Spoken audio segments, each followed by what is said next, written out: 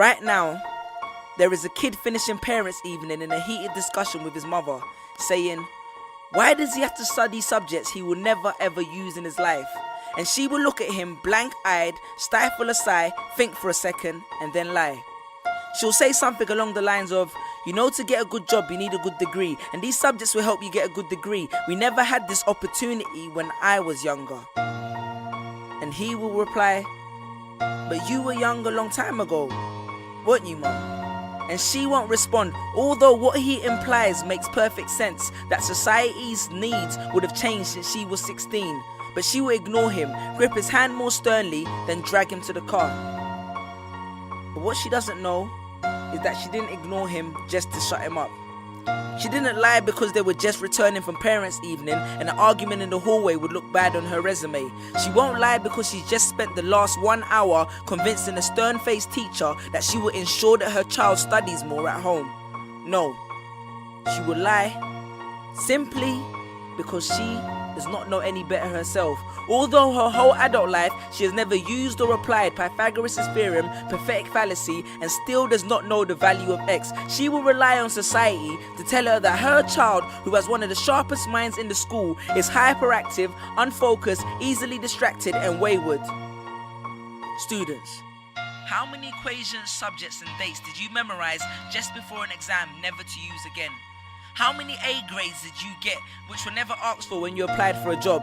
How many times have you remembered something 5 minutes just after the teacher said stop writing, only to receive your results 1 month later to realize that you were only 1 mark short of the top grade?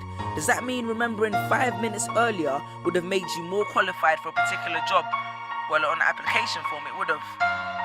We all have different abilities, thought processes, experiences, and genes. So why is a class full of individuals tested by the same means?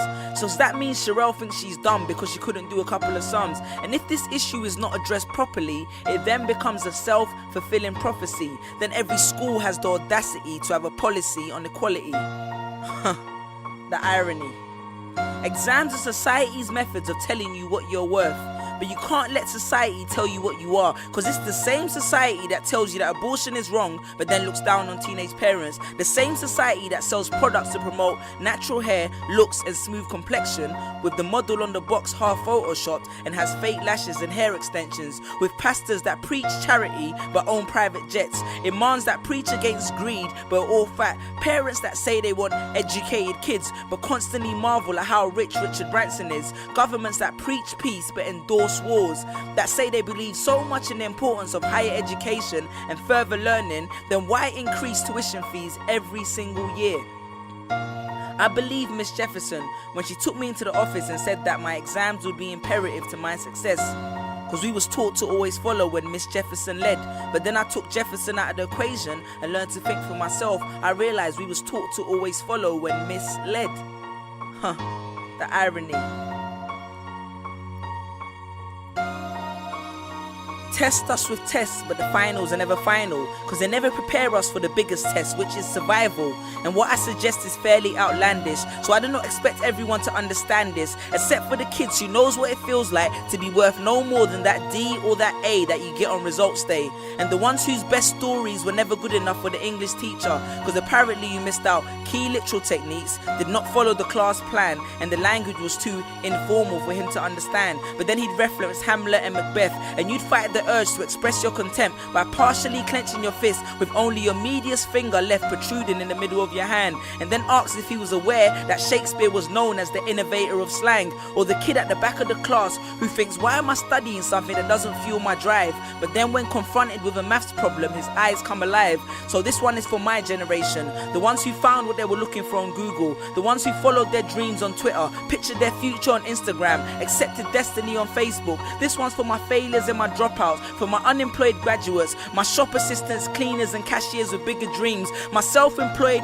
entrepreneurs, my world changers and my dream chasers, because the purpose of why I hate school but love education was not to initiate a worldwide debate, but to let them know that whether 72 or 88, 44 or 68, we will not let exam results decide our fate.